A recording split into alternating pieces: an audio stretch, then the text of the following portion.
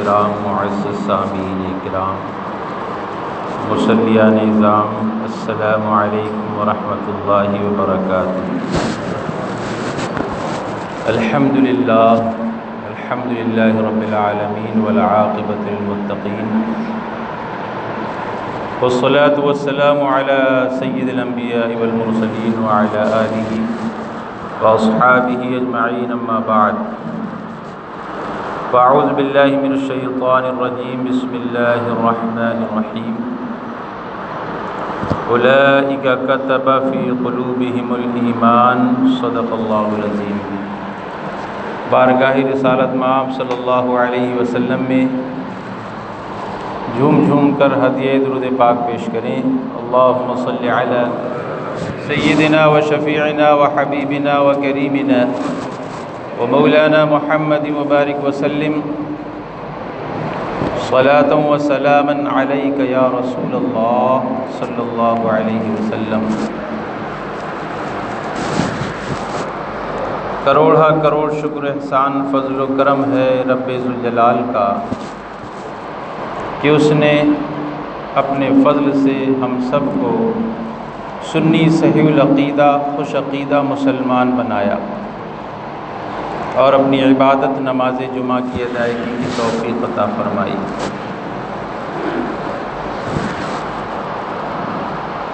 میں نے جس آیت کریمہ کی تلاوت کا شرف حاصل کیا، اس میں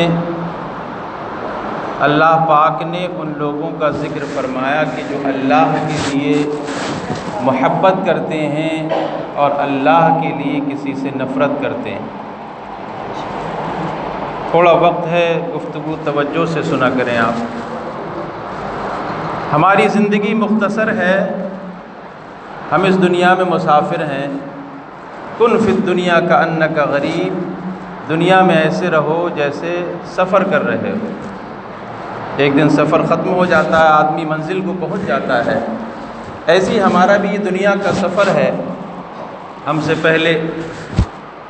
بے شمار لوگ اس دنیا میں آئے اور رخصت ہو گئے۔ کوئی بادشاہ آیا، کوئی فقیر آیا، اللہ کے رسول بھی تشریف لائے، اولیاء اللہ بھی آئے، بڑے بڑے شرابی، جواری، بدکار بھی اس دنیا میں پیدا ہوئے اور مرتے رہے۔ یہ دنیا فانی ہے،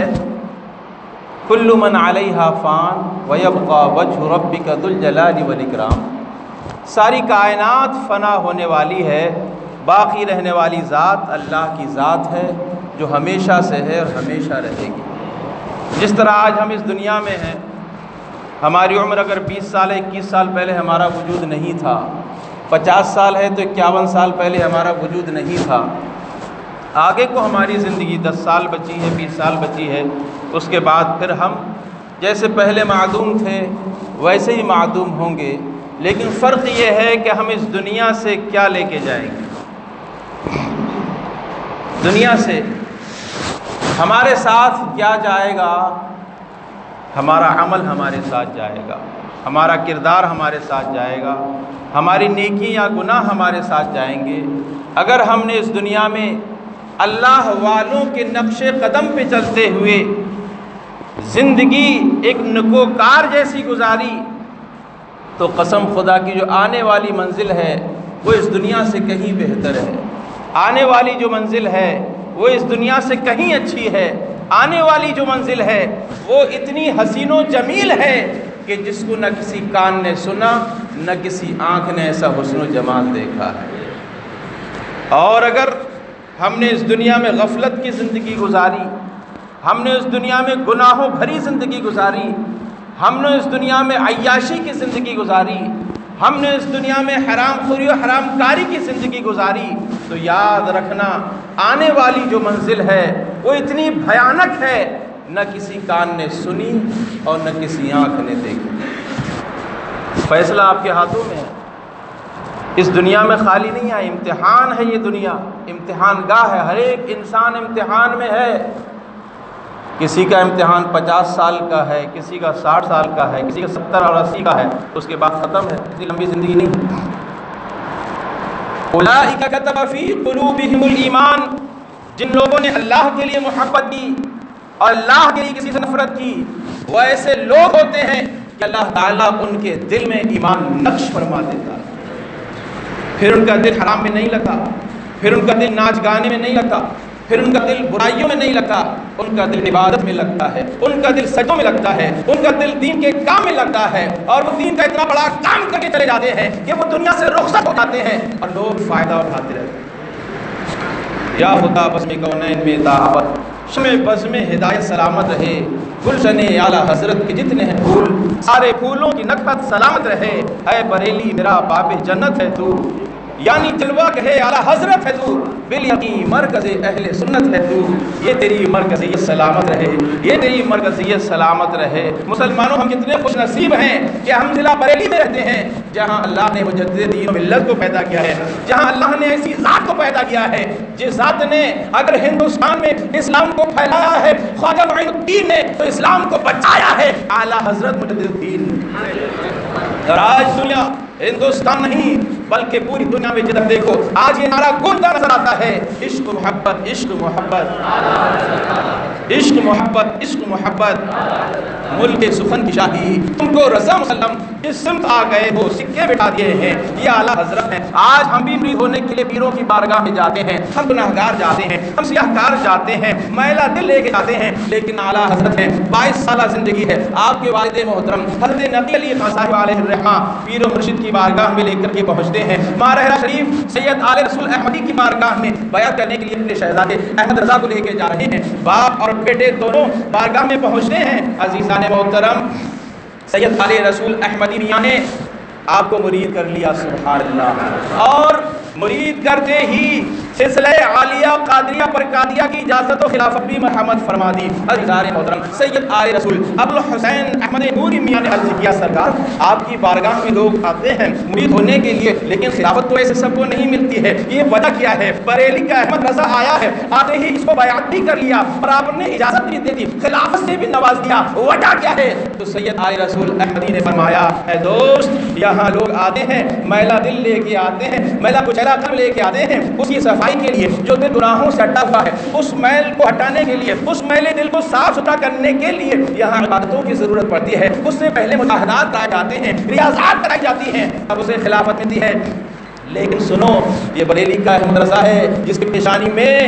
ایسا جلوہ ہے جو میں دیکھ رہا ہوں۔ عزیزان محترم، آل رسول احمدی جو پیر و مرشد ہیں اعلیٰ حضرت کے، انہوں نے فرمایا احمد رضا بریلی سے پاکیزہ دل لے کر کے آیا تھا، اسے اتصال نسبت کی ضرورت تھی، وہ مل گئی ہے، اب یہ مکمل ہو چکا ہے۔ سبحان اللہ، سبحان اللہ، یہ تھے اعلیٰ حضرت کے پیر۔ زمانہ اپنے پیر پر ناز کرتا ہے، لیکن یہ اعلیٰ حضرت کے پیر ہیں کہ پیر اپنے مرید پر ناز کر رہا ہے، پیر اپنے مرید پر ناز کر رہا ہے۔ عزیزان محترم، آپ کا ایمان تازہ ہو جائے گا، آپ سنیں گے اعلیٰ حضرت کی شان کتنی بلند و بالا ہے، اور کیوں نہ ہو، وہ دین کے مجدد تھے، اور دین کا مجدد اپنے زمانے کے تمام ولیوں کا بادشاہ ہوا کرتا ہے۔ عزیزان محترم، سید آل رسول احمدی میاں نے فرمایا، نقی علی خان، آپ کے والد کا نام نقی علی خان، فرمایا نقی علی خان، میں بڑی فکر میں تھا، میں بڑے تفکر میں تھا کہ کل جب میدان محشر میں اللہ تعالیٰ یہ سوال کرے گا کہ اے احمدی تو دنیا سے میرے لیے کیا لے کے آیا، تو میں اس فکر میں رہا کرتا تھا کہ میں اللہ کی بارگاہ میں پیش کیا کروں گا۔ اعلیٰ حضرت کے پیر نے فرمایا،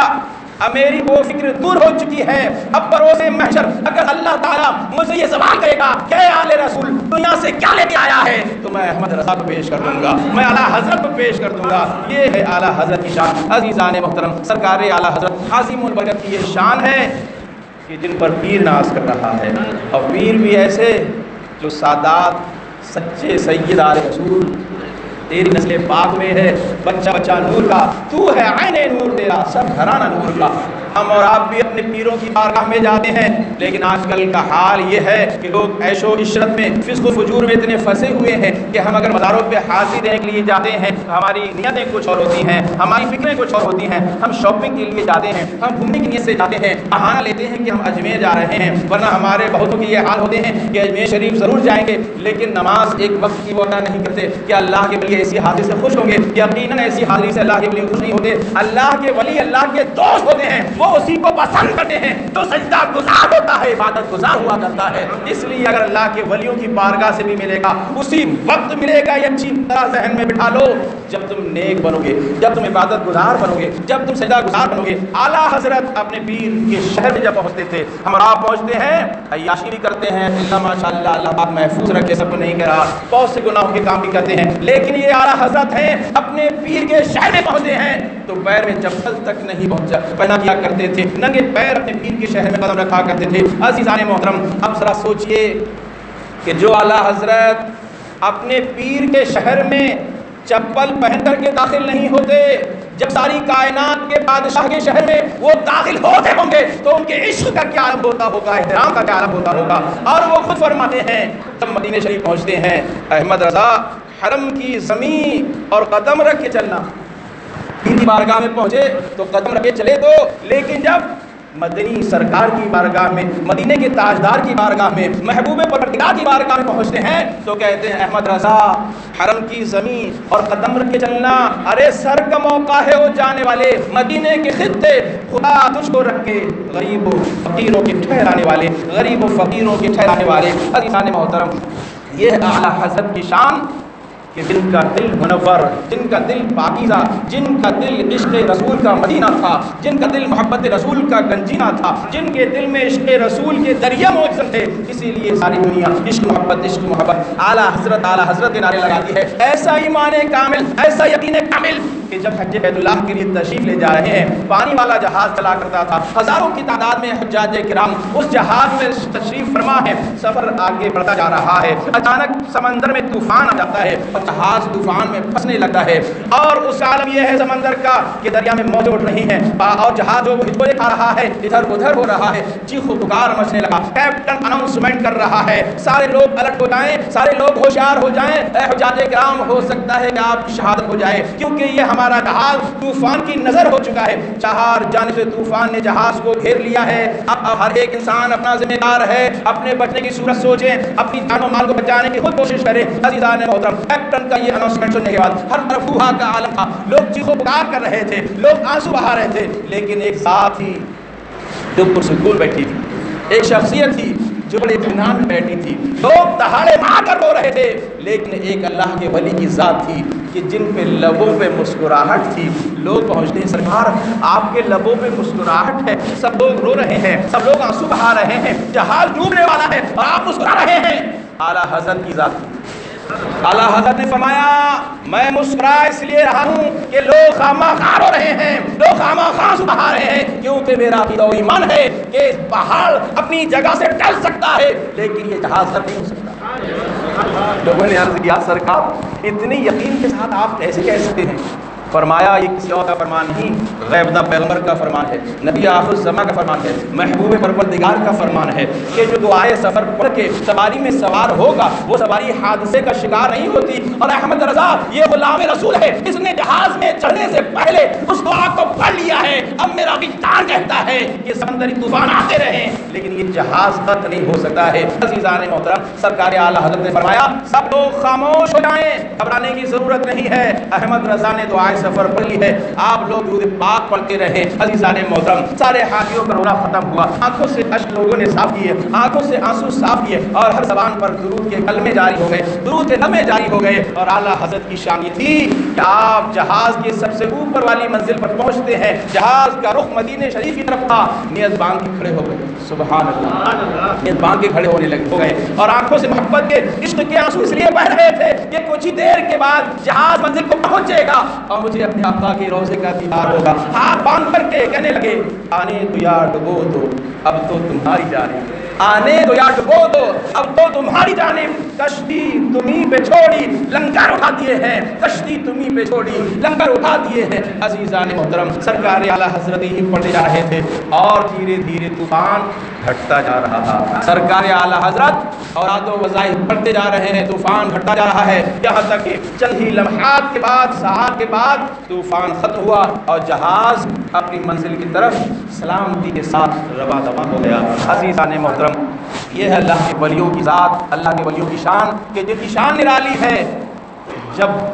آقا کے غلاموں کے غلام کا یہ عالم ہے تو آقا کا عالم کیا ہوگا؟ ہم اسی آقا کے ماننے والے ہیں جس کے دیدار کے لیے اعلیٰ حضرت کا دل تڑپتا تھا، اور جب دیکھتے تھے کہ حاجی لوگ حج بیت اللہ کے لیے جا رہے ہیں، یہ خانہ کعبہ کا حج کریں گے اور محبوب کے روزے کا دیدار کریں گے، تو فوراً کھو جایا کرتے تھے اور حاجیوں کو دیکھ کے پکارتے تھے جان دل ہوش و خرد سب تو مدینے پہنچے، ارے تم نہیں چلتے رضا سارا تو سامان گیا، تم نہیں چلتے رضا سارا تو سامان گیا۔ عزیزان محترم، یہ ہے اعلیٰ حضرت کی ذات کہ جنہوں نے اپنی پوری زندگی دین کا اتنا بڑا کام کیا ہے، صرف ایسا کام نہیں کیا کہ جانے کے بعد وہ ختم ہو جائے، ایسا کام کیا ہے کہ اعلیٰ حضرت آج بظاہر ہماری نگاہوں کے سامنے نہیں ہے، لیکن وہ اپنی کتابوں کی شکل میں تشریف فرما ہے، اپنی فتاوی رضویہ کی شکل میں جلوہ افروز ہے۔ آج بھی ہم ان سے فیض حاصل کر رہے ہیں، اور ہم ہی نہیں پورا عالم اسلام ان سے فیضیاب ہو رہا ہے، تجدیدی کارناموں سے فیضیاب ہو رہا ہے۔ میرے دوستو، اس لیے ہمیں اپنے اسلاف کے نقش قدم پہ چلنا چاہیے۔ اعلیٰ حضرت فرما کے چلے گئے